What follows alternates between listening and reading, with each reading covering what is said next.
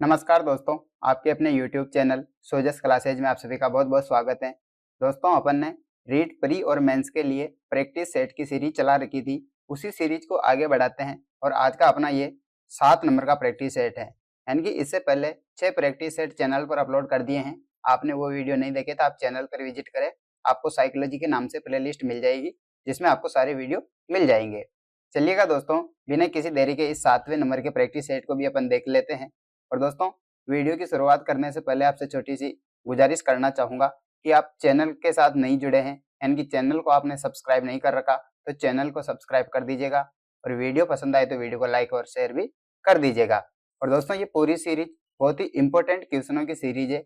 इसमें जिस प्रकार से पेपर में क्वेश्चन पूछे जाते हैं उसी पैटर्न पर अपन ने ये सीरीज चला रखी है, यानी कि उसी प्रकार के प्रत्येक वीडियो में क्वेश्चन उसी प्रकार से हैं, जैसे उनमें जो कठिनाई स्तर होता है उसी प्रकार के अपन इसमें भी ले रहे हैं। चलिएगा दोस्तों, बिना किसी देरी के इस 7वें नंबर के प्रैक्टिस सेट की शुरुआत करते हैं और इसका पहला क्वेश्चन देखते हैं। पहला क्वेश्चन है दोस्तों, निम्न में से कौन सा कथन विकास के बारे में सत्य नहीं है? विकास अंतःक्रिया का फल है, विकास एक व्यवस्थित श्रृंखला का अनुगामी है, विकास एक व्यक्तिगत प्रक्रिया है, विकास विशिष्ट से सामान्य की ओर होता है। इसमें से कौन सा कथन है जो विकास के बारे में सत्य नहीं है? राइट आंसर बताइएगा दोस्तों। इसका सही और सटीक आंसर है दोस्तों ऑप्शन डी, विकास विशिष्ट से सामान्य की ओर होता है। ये जो कथन है ये सत्य नहीं है विकास के बारे में। आगे बढ़ते हैं।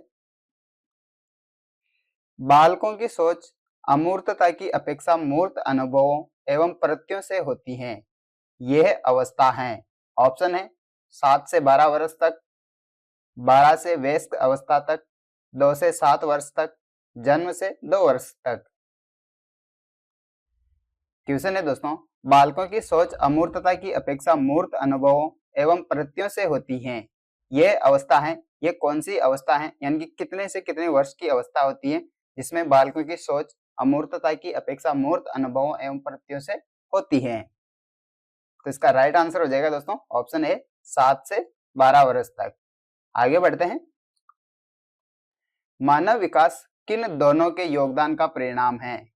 अभिभावक एवं अध्यापक का, सामाजिक एवं सांस्कृतिक कारकों का, वंशक्रम एवं वातावरण का, इनमें से कोई नहीं।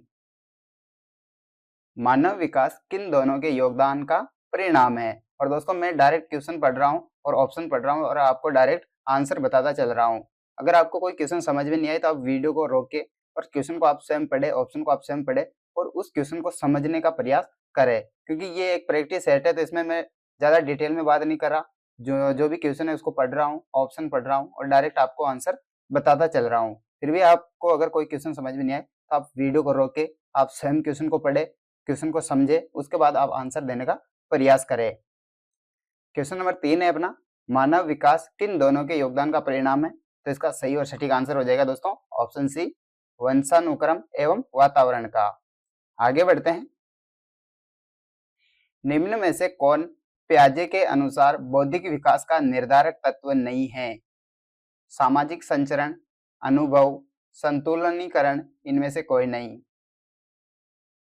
निम्न में से कौन पियाजे के अनुसार बौद्धिक विकास का निर्धारक तत्व नहीं है? इसका राइट आंसर हो जाएगा दोस्तों ऑप्शन ए, सामाजिक संचरण। नेक्स्ट बढ़ते हैं। क्वेश्चन नंबर 5 है, विशेष आवश्यकता वाले बच्चों को पढ़ाने के लिए निम्नलिखित में से कौन सी व्यूह रचना अधिक उपयुक्त है? ऑप्शन है दोस्तों, अधिकतम बच्चों को सम्मिलित करते हुए कक्षा में चर्चा करना। ऑप्शन बी है, विद्यार्थियों को सम्मिलित करते हुए अध्यापक द्वारा निर्देशन। ऑप्शन सी है, सहकारी अधिगम तथा सहपाठियों द्वारा अनुशिक्षण। और ऑप्शन डी है, अध्यापन के लिए योग्यता आधारित समूहीकरण। विशेष आवश्यकता वाले बच्चों को पढ़ाने के लिए निम्नलिखित में से कौन सी व्यूह रचना अधिक उपयुक्त है? इसका सही और सटीक आंसर हो जाएगा दोस्तों ऑप्शन सी, सहकारी अधिगम तथा सहपाठियों द्वारा अनुशिक्षण। आगे बढ़ते हैं। क्वेश्चन नंबर 6 है, समस्या के अर्थ को जानने की योग्यता, वातावरण के दोषों, कमियों एवं रिक्तियों के प्रति सजगता विशेषता है। यानी कि ये जो जितनी भी विशेषताएं दे रखी है, समस्या के अर्थ को जानने की योग्यता, वातावरण के दोषों, कमियों एवं रिक्तियों के प्रति सजगता विशेषता है। ऑप्शन है दोस्तों, प्रतिभाशाली बालकों की, सामान्य बालकों की, सृजनशील बालकों की, इनमें से कोई नहीं। इसका सही और सटीक आंसर हो जाएगा दोस्तों ऑप्शन सी, सृजनशील बालकों की। यानी कि ये जो जितनी भी विशेषताएं दे रखी है, समस्या के अर्थ को जानने की योग्यता, वातावरण के दोषों, कमियों एवं रिक्तियों के प्रति सजगता, ये सभी विशेषताएं किन बालकों में होती है? सृजनशील बालकों में। आगे बढ़ते हैं। निम्न में से कौन सी एक सतत एवं व्यापक मूल्यांकन की विशेषता नहीं है? योगात्मक मूल्यांकन, रचनात्मक मूल्यांकन, पोर्टफोलियो फाइल, पाठ्य पुस्तक विधि। निम्न में से कौन सी एक सतत एवं व्यापक मूल्यांकन की विशेषता नहीं है? कौन सी नहीं है? आंसर हो जाएगा ऑप्शन डी, पाठ्य पुस्तक विधि। नेक्स्ट बढ़ते हैं। एक कॉलेज जाने वाली लड़की ने फर्श पर कोट फेंकने की आदत डाल ली है। लड़की की मां ने उसे कहा कि कमरे से बाहर जाओ और कोट को खूंटी पर टांगो। लड़की अगली बार घर में प्रवेश करती है, कोट को हाथ पर रखकर अलमारी की तरफ जाकर कोट को खूंटी पर टांग देती है। यह उदाहरण है। यानी कि एक लड़की की आदत है, वो स्कूल से कॉलेज से जैसे ही आती है तो वो अपने कोट को खोलकर घर पे कहीं पे भी फेंक देती है। तो जिस जिस दिन उन्होंने ऐसा किया तो उसकी माँ ने लड़की से कहा कि आप घर से बाहर जाओ और इस कोट को खूंटी पर टांको। अब जैसे ही उसकी माँ ने उससे ऐसा कहा तो लड़की अगले दिन जैसे कॉलेज गई और अगले दिन भी वो वापस घर पे आई, तो उसने कल उसकी माँ ने उससे कहा था कि आप खूंटी पर टांगो, तो उसने वो बात याद रखकर जैसे ही वो नेक्स्ट दिन ऐसे करती है, वो ऑटोमेटिक लड़की खुद जाकर अलमारी पे उसको रख देती है। तो ये किसका उदाहरण है? ऑप्शन है श्रृंखला अधिगम का, उद्दीपन अनुक्रिया अधिगम का, प्रत्यय अधिगम का, इनमें से सभी। इसका सही और सटीक आंसर हो जाएगा दोस्तों ऑप्शन ए, श्रृंखला अधिगम का। नेक्स्ट बढ़ते हैं।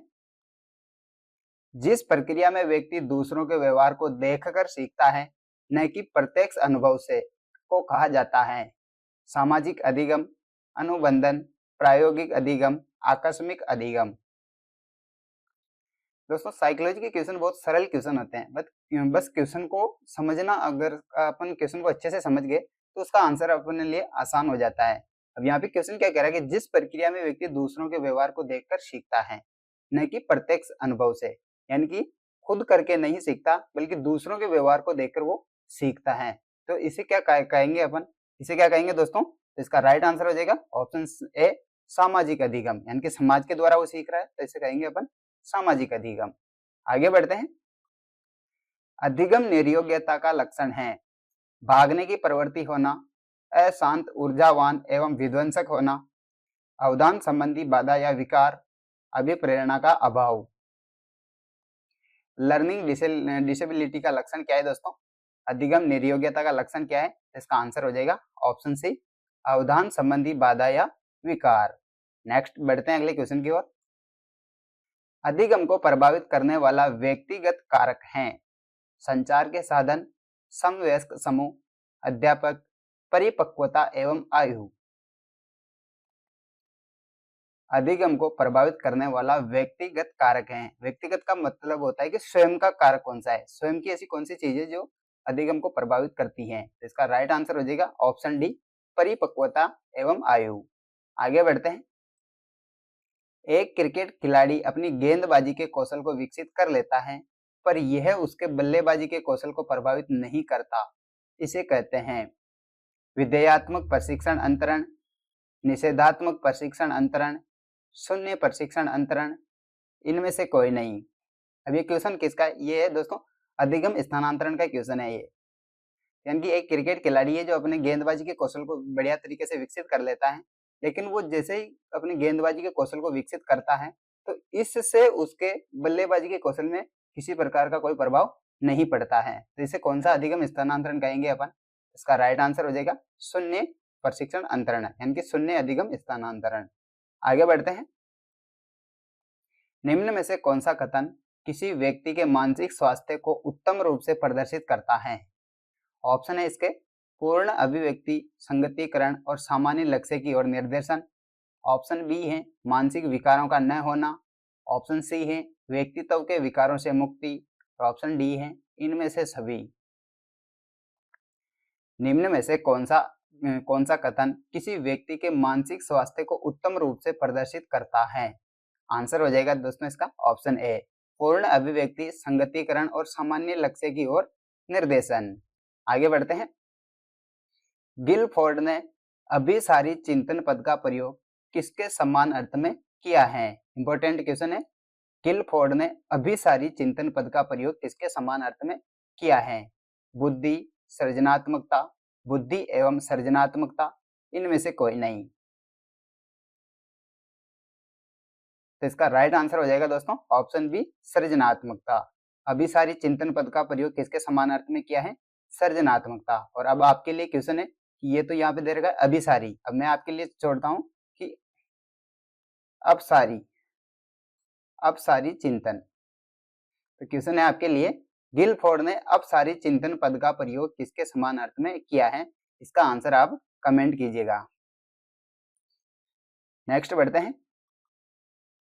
फ्रायड, प्याजे एवं अन्य मनोवैज्ञानिकों ने व्यक्तित्व विकास की विभिन्न अवस्थाओं के संदर्भ में व्याख्या की है, परंतु प्याजे ने कहा है कि ऑप्शन है अब इसके, विकास की अवस्थाएं वातावरण से निर्धारित होती हैं। ऑप्शन बी है शेषावस्था के अनुभव ही अधिक प्रभावित करते हैं, बाकी अवस्थाओं के सीमित प्रभाव होते हैं। ऑप्शन सी है विभिन्न अवस्थाओं को समझाने के लिए संज्ञानात्मक बदलाव के बारे में कहा। और ऑप्शन डी है इनमें से कोई नहीं। व्यक्तित्व विकास की विभिन्न अवस्थाओं के संदर्भ में प्याजे ने क्या कहा? ये क्वेश्चन ये है, अपने सामने क्वेश्चन को समझने का प्रयास कीजिए कि व्यक्तित्व विकास की विभिन्न अवस्थाओं के संदर्भ में प्याजे ने क्या कहा। तो इसका राइट आंसर हो जाएगा ऑप्शन सी, विभिन्न अवस्थाओं को समझाने के लिए संज्ञानात्मक बदलाव के बारे में कहा। नेक्स्ट बढ़ते हैं। निम्न में से कौन सा कथन रुचि के बारे में सत्य नहीं है? ऑप्शन है रुचियां जन्मजात और अर्जित दोनों होती हैं, रुचियां समय के अनुसार बदलती रहती हैं, रुचियां योग्यताओं, अभिक्षमताओं से संबंधित नहीं होती हैं, रुचियां व्यवहार में आकर्षण एवं विकर्षण से प्रतिबिंब नहीं है। तो इसमें से रुचि के बारे में, इंटरेस्ट के बारे में कौन सा कथन सत्य नहीं है? इसका सही और सटीक आंसर हो जाएगा दोस्तों ऑप्शन डी, रुचियां व्यवहार में आकर्षण एवं विकर्षण से प्रतिबिंब नहीं है। ये कथन इसमें सत्य नहीं है। आगे बढ़ते हैं दोस्तों। आरटीई 2009 में शिक्षक का दायित्व नहीं है प्रति सप्ताह 45 कालांश, निजी शिक्षण करवाना, स्कूल में नियमित रूप से आना, सरकार के प्रशिक्षण में भाग लेना।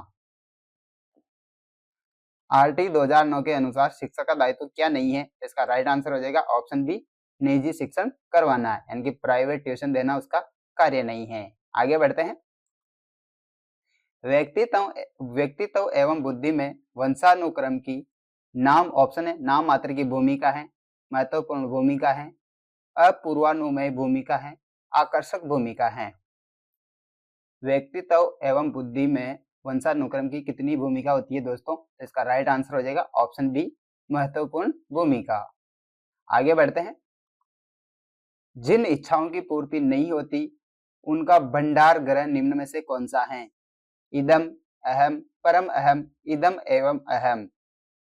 ये फ्राइड, सिगमंड फ्राइड के सिद्धांत से पूछा हुआ क्वेश्चन है कि जिन इच्छाओं की पूर्ति नहीं होती है उनका भंडार ग्रह निम्न में से कौन सा है? तो इसका राइट आंसर हो जाएगा ऑप्शन है इदम।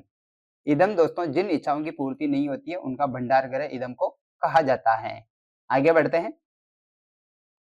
रक्षा तंत्र बहुत सहायता करता है हिंसा से निपटने में, दबाव से निपटने में, थकान से निपटने में, अजनबियों से निपटने में। रक्षा तंत्र बहुत सहायता करता है, किसमें सहायता करता है दोस्तों? इसका राइट आंसर हो जाएगा ऑप्शन बी, दबाव से निपटने में। आगे बढ़ते हैं। शारीरिक निर्योग्यता वाले व्यक्ति के लिए निम्न में से कौन सी युक्ति रक्षा तंत्र में सबसे संतोषजनक होगी? तादात्मीकरण, विवेकीकरण, अतिकल्पना, इनमें से कोई नहीं। शारीरिक निर्योग्यता वाले व्यक्ति के लिए निम्न में से कौन सी युक्ति रक्षा तंत्र में सबसे संतोषजनक होगी? इसका राइट आंसर हो जाएगा ऑप्शन सी अतिकल्पना।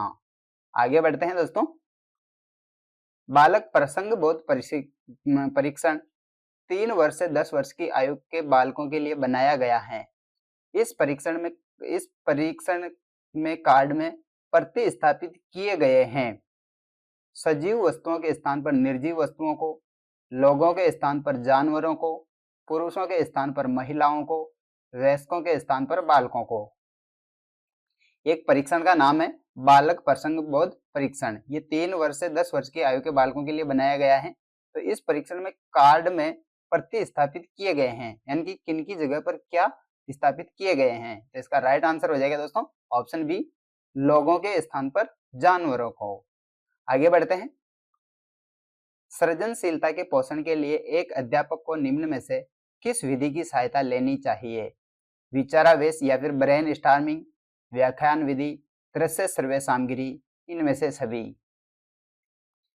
सृजनशीलता के पोषण के लिए एक अध्यापक को निम्न में से किस विधि की सहायता लेनी चाहिए? तो इसका राइट आंसर हो जाएगा दोस्तों ऑप्शन ए, विचारावेश या फिर ब्रेन स्टॉर्मिंग विधि। नेक्स्ट बढ़ते हैं। निम्न में से कौन सा कथन सही नहीं है?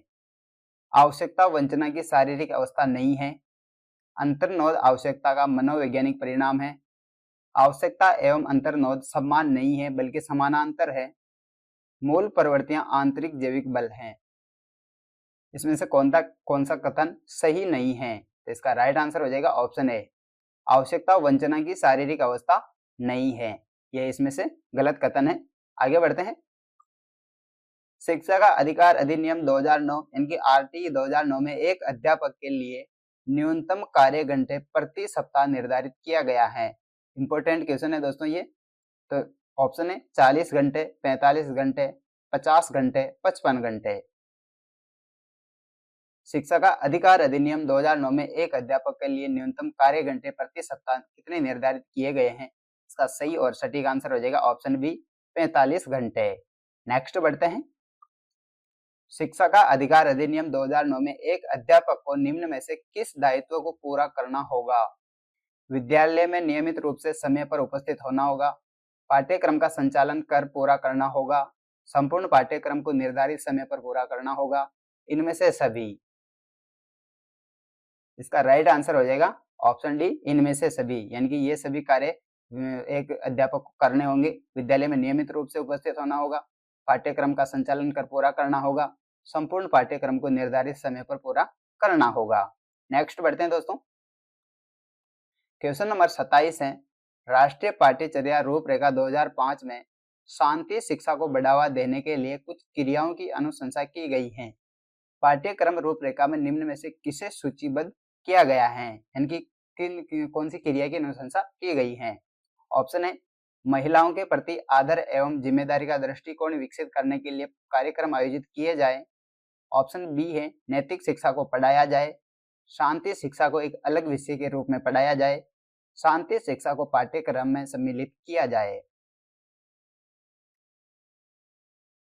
इसका सही और सटीक आंसर हो जाएगा ऑप्शन ए, महिलाओं के प्रति आदर एवं जिम्मेदारी का दृष्टिकोण विकसित करने के लिए कार्यक्रम आयोजित किए जाए। आगे बढ़ते हैं। क्वेश्चन नंबर 28 है अपना, राष्ट्रीय पाठ्यचर्या की रूपरेखा 2005 में बातचीत की गई है। ऑप्शन है ज्ञान स्थायी है वह दिया जाता है से ज्ञान का विकास होता हो और इसकी संरचना की जाती है। ऑप्शन बी है शैक्षिक केंद्र से विषय केंद्र होने पर। ऑप्शन सी है विद्यार्थी केंद्रित से अध्यापक केंद्रित की ओर, और ऑप्शन डी है इनमें से कोई नहीं। राष्ट्रीय पाठ्यचर्या की रूपरेखा 2005 में बातचीत की गई है। इसका राइट आंसर हो जाएगा ऑप्शन ए, ज्ञान स्थायी है वह दिया जाता है से ज्ञान का विकास होता हो और इसकी संरचना की जाती है। ऑप्शन थोड़ा सा आपको डिफिकल्ट लग रहा होगा, लेकिन इसको आप थोड़ा सा धीरे धीरे पढ़िएगा, ये आपको समझ में आ जाएगा। ज्ञान स्थायी है वह दिया जाता है से ज्ञान का विकास होता हो और इसकी संरचना की जाती है की ओर इसमें बातचीत की गई है। आगे बढ़ते हैं दोस्तों। क्रियात्मक अनुसंधान का उद्देश्य है नवीन ज्ञान की खोज, शैक्षिक परिस्थितियों में व्यवहार विज्ञान का विकास, विद्यालय तथा कक्षा की शैक्षिक कार्य प्रणाली में सुधार लाना, इनमें से सभी। क्रियात्मक अनुसंधान का उद्देश्य क्या है? राइट आंसर हो जाएगा ऑप्शन सी, विद्यालय तथा कक्षा की शैक्षिक कार्य प्रणाली में सुधार लाना। नेक्स्ट बढ़ते हैं। राष्ट्रीय पाठ्यचर्या रूपरेखा 2005 के अंतर्गत परीक्षा सुधारों में निम्न में से किस सुधार को सुझाया गया है? खुली पुस्तक परीक्षा, सतत एवं व्यापक मूल्यांकन, सामूहिक कार्य मूल्यांकन, इनमें से सभी। राष्ट्रीय पाठ्यचर्या रूपरेखा 2005 के अंतर्गत परीक्षा सुधारों में निम्न में से किस सुधार को सुझाया गया है? तो इसका सही और सटीक आंसर हो जाएगा ऑप्शन डी, इनमें से सभी, यानी कि ये सभी सुधार करने चाहिए। खुली पुस्तक परीक्षा, सतत एवं व्यापक मूल्यांकन और सामूहिक कार्य मूल्यांकन। इसी के साथ दोस्तों आज का अपना वीडियो यहीं पे कंप्लीट होता है। दोस्तों वीडियो आपको कैसा लगा, वीडियो में आप कमेंट करके जरूर बताइएगा। और आप अभी तक चैनल के साथ नहीं जुड़े हैं, चैनल को आपने सब्सक्राइब नहीं कर रखा है, तो आपसे छोटी सी गुजारिश है, चैनल को सब्सक्राइब कर दीजिएगा दोस्तों, और वीडियो को अपने दोस्तों के पास शेयर भी कर दीजिएगा। और पैनल का PDF लेने के लिए आप टेलीग्राम चैनल से जुड़ जाना, जिसका लिंक आपको इस वीडियो के डिस्क्रिप्शन में मिल जाएगा। मिलते हैं दोस्तों नेक्स्ट वीडियो में, तब तक के लिए जय हिंद, जय भारत।